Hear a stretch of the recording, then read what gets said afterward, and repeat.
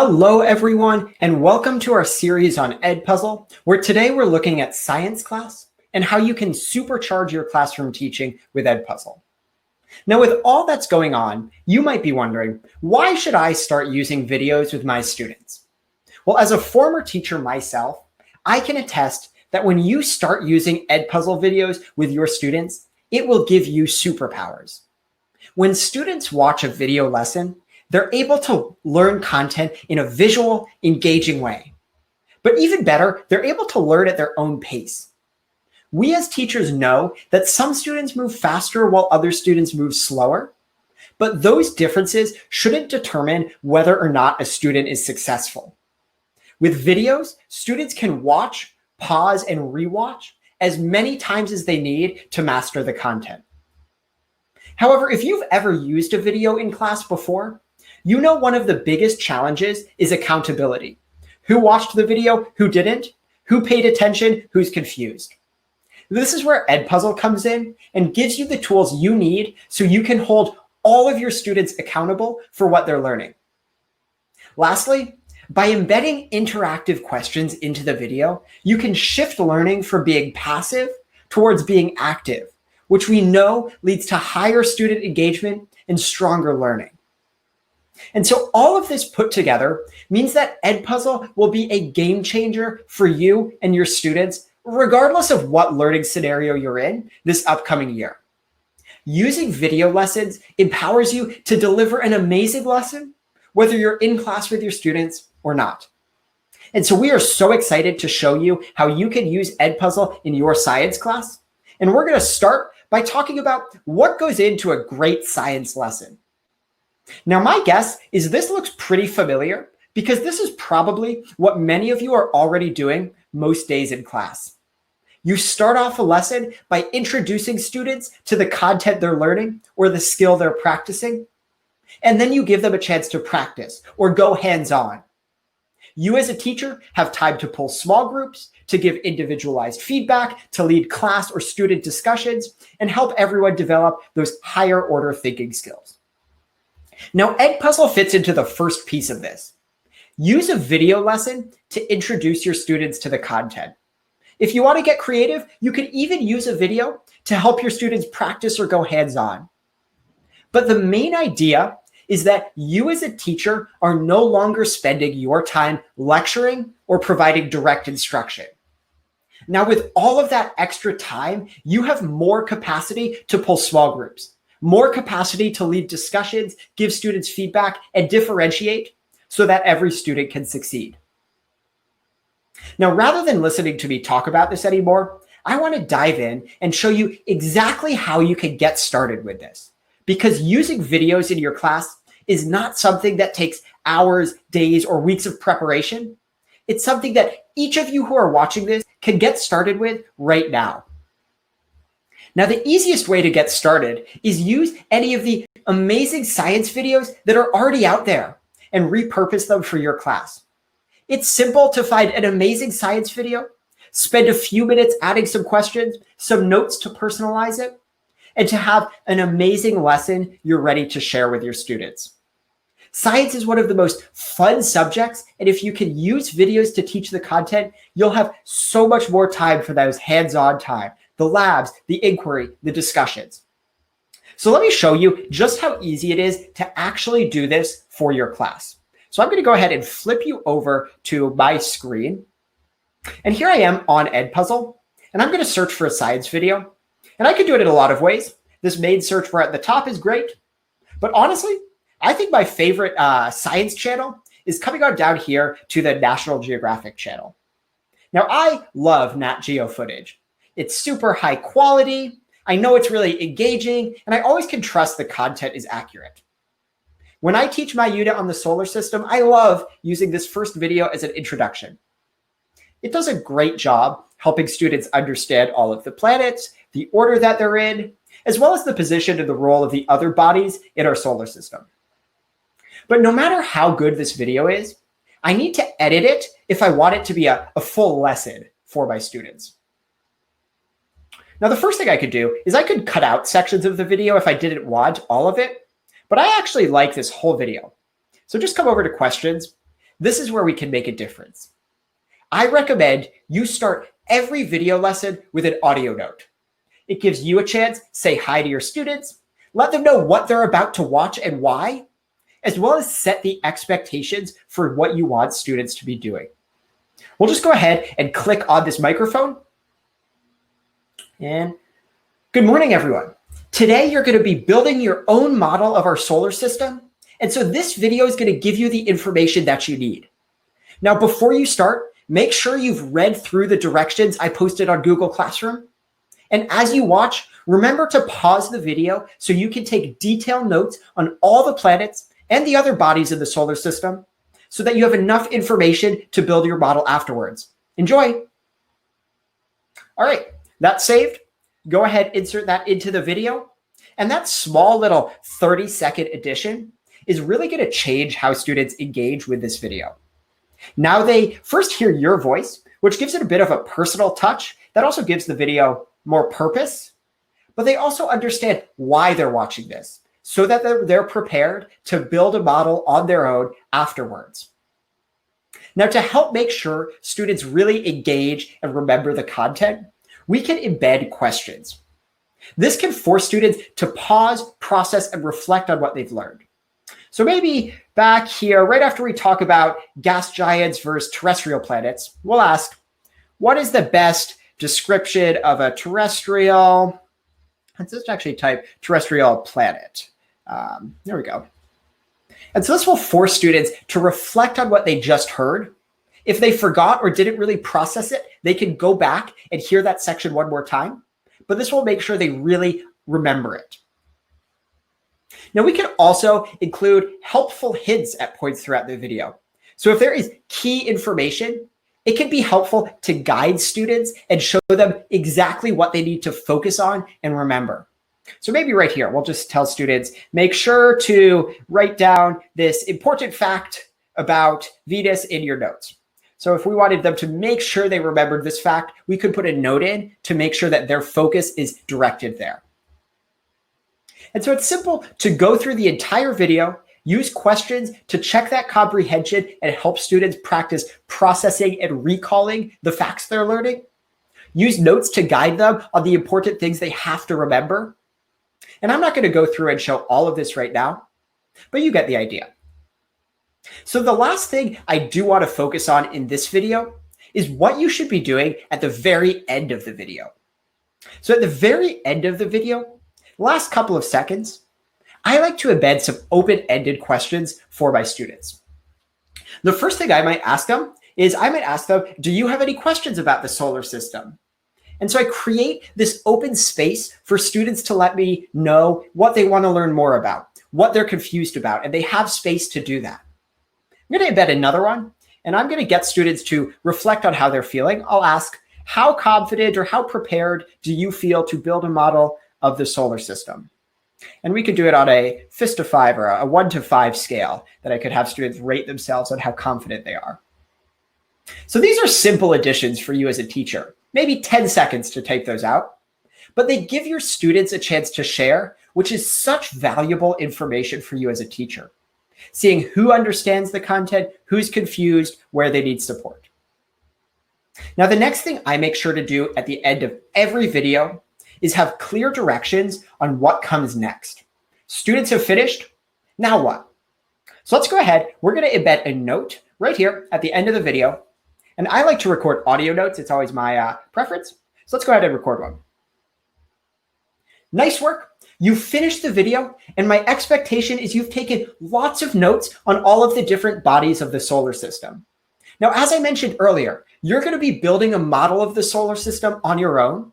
So head back to Google Classroom where you can find instructions that you need to get started.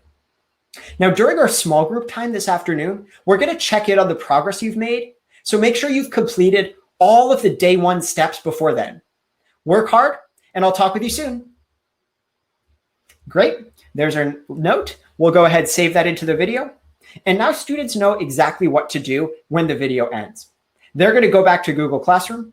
They're going to read the directions, start building the model on their own. And they're coming to small group time, to our actual class time, prepared to discuss, check in, and build off their ideas. And so that was pretty quick. We spent a couple minutes and transformed this video from a video really into a whole lesson. In that lesson, students are learning content, but they also understand how it connects to what they're doing in class and the projects that they're actually working on. So while there are amazing existing videos for science, I do have to be honest that sometimes nothing will be a better fit than a video you can create yourself. And so sometimes you might want to build your own video lesson for your students. The good news is this can be super simple. In the most basic sense, you can screen record a PowerPoint or a Google Slides that you were going to present in class and instead just record it as a video lesson. You'll embed some questions on Edpuzzle, ask students those questions, and give them the chance to engage. But I actually want to show you a couple more ideas for how building your own videos can create amazing resources for you and your students. And so I'm going to flip you over to a really fun example. And this is a fetch simulation. And this is no longer for the solar system. This is for physics. And in this simulation, you have these different tracks, and you get to put the skater onto the track and can see what happens. And so we could go ahead, we'll pick up the skater and drop him onto the ramp. And you can see, obviously, he skates down and back up. But then you can change things. You have all these graphs you can look at, speedometers. You could experiment with different tracks if you want. So we could change what type of track he's on. We could add friction. In fact, students can even build their own track, which I think is pretty fun for a lot of students. But the basic idea is we can guide students through engaging with the simulation and then structure and scaffold their reflection so that they really formalize an understanding of what they're seeing. And so to build the actual lesson, I'm going to use Screencastify, which is just a simple screen recording app. I like it. It works pretty well. But of course, you're welcome to use any screen recorder that you're comfortable with, any that you know about. And so there, I'm going to go ahead and I could just come down and select record, and we'll get started with this lesson. All right, let's share my screen. We'll wait for that countdown. And here we go. So hello, class. Today, you're going to be exploring this simulation and seeing what you can learn about the physics of motion and energy. Now, I want you to start by just spending 3 or 4 minutes exploring the simulation and getting a sense of what everything can do. So I want you to experiment. What are all of the different track types? I'll even let you build some of your own tracks during this time if you'd like. Try out some of the different graphs, play around with things, and explore everything you could do just for a couple minutes. And so what I'll do in Edpuzzle, I'll actually link in this simulation and prompt students to go ahead and do that. But for now, when I'm recording the video, I'm just going to keep moving with my lesson. Alrighty, now let's start exploring what actually happens in this simulation. So I want you to start off with this track, and I want you to go ahead and turn on the speedometer. And I also want you to turn on the bar graph so we can look at kinetic and potential energy. That's what you're focusing on first. So I want you to place your skater on the ramp, and I want you to observe the potential and kinetic energy bars. What do you observe happening with the potential energy bar as the skater moves? Well, what I wanted you to see is that when the skater is at the top of the ramp, there's a lot of potential energy. So when they're at the top, there's a lot of potential energy. But when the skater's at the bottom of the ramp, there's no potential energy. So you can see when it gets to the bottom, there's no potential energy. All right, think about that. Based on that, what do you think causes potential energy? Well, you can see in this example, potential energy seems to be correlated with the height of the skater. All right, so keep that in mind. The next thing, let's look at the kinetic energy. What do you observe about the skater's kinetic energy as they move? And so then we could go through, students would reflect, they'd observe. We could go through as many of these examples as we want, but basically we let students make observations, we scaffold what they should be looking at, and give them prompting questions. Now I'm just going to go ahead and actually end this one here. You could go for as long as you wanted. We're going to come over now and pause our video recording, and we'll be able to save this lesson. So we'll come over to the bottom left corner, pause, end, and that video is saved. So that was pretty simple. We basically just walk students through. You might do something similar to this if you were using this simulation in class. And now I'm just going to upload that video straight to Edpuzzle. Screencastify makes that super simple. It's why I like them. But if you're using a different screen recorder, no worries. Just download the video file. You can upload that to Edpuzzle directly. No issues at all. And then we'll show you how you can turn this into a real lesson for your students to see and work with. So it's going to take just a minute or so to process. So I'm actually coming to another tab. I uploaded a copy of this earlier. And so let's get to work editing it. So I'll come to the editor. And the only thing I really need to worry about are embedding some questions. Now, what I do is I embed questions at the actual moments where I gave students prompts and asked them to do things. So the first one, if you remember, I just told students to go explore. So that's not really a question. That was more of a note. And so I'm going to go ahead. We'll add a note in here. And we'll just tell students to spend 3 or 4 minutes exploring this simulation. And of course, we're going to link in the simulation so that they could actually just click on the link in Edpuzzle. It'll open up a new tab on their computer, and they can start exploring. So there we go. There's that link for them. Let's save this, and we're ready to go. So now students will open it up. The video will actually pause. They'll have a chance to explore. And the next thing we wanted to do is when we prompted them to look at the potential energy bar. Remember, I wanted them to look at potential energy and observe what they noticed. And so I'll actually put in a question to force them to stop and engage with that process. So I've got an open-ended question and ask them to write down a couple things they observe. So experiment with the skater and write down 2 to 3 things that you observe about the potential energy as the skater moves. Great. So we'll go ahead and save this question. And this is going to require students to actually play around and actually make those observations on their own. Now, after I explained in the video, hey, here's what I wanted you to observe, in case they didn't see it on their own. But then I asked them to make a decision based on that. So I asked them, hey, based on the fact that potential energy is there when the skater's up high, what does that mean causes potential energy? So let's do a multiple choice question and see if they actually understood. We can say, based on what we just discussed, which of these is correlated with potential energy? And so obviously the correct answer we're looking for here, we were talking about height. It doesn't have to do so much with the speed. And it doesn't have to do with, I don't know, we could add another one, how far left or right the skater is. That's not related. So you can put in as many answer choices as you wanted, ... But we'll save that for now. And now students get to check, and I get to see if they really understood the observations. And so we could go through that process, asking them to write down what they observe, going through it myself, and then giving them questions to check their comprehension for as many different things as we wanted to talk about. So we could talk about kinetic energy next. We could even go ahead and add those friction ones like we were looking at, really whatever we want. But I'm just going to go ahead and finish that for now. And that's how you can create a really cool video lesson for your science class. So that's pretty simple. I just opened up a PhET simulation on my computer. I had planned out what I wanted students to be observing, but that's about it. Other than that, you just record yourself giving directions in the exact same way you'd give directions in class. Because at each of the moments in class, when you'd say, hey, now you give this a try on your own, you can actually do that in the video because of Edpuzzle. You can put those in as notes. You can put those in as questions and actually make sure students are not just having fun with the simulation, but they're using it to make observations and reflections. So now I want to talk a little bit about data analytics. This is something you'll have regardless of whether you use an existing video or you create your own. But data analytics are what allow you as a teacher to take advantage of all of the extra time you're going to have now that you're using video lessons in your class. So the first thing you can do is you can use data to determine who should get pulled into a small group. So you can see who scored well, who needs a little extra help.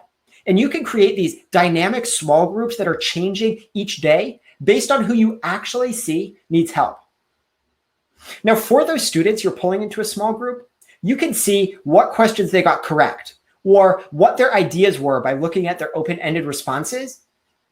And that can help you pinpoint exactly where they're confused or may have some misconceptions built up. And so you'll actually be more effective in your small group time because you get to look ahead of time and see what students are struggling with and where they specifically need your support. Now, you can also do this on the whole class scale. You can see if the whole class scores well. That means they're ready for the next topic, the next unit, or maybe it tips you off that you need to spend another couple of days here, and you can adapt your future lessons so you're always giving your class a best fit lesson for them. And so I really do believe that you're now prepared to take advantage of video lessons in your class. You will open up so many possibilities when you start using videos in your science classroom for what you and your students can achieve. And so we are so excited to see what you can build. We are so excited to see you and your students on Edpuzzle soon. And so enjoy and good luck.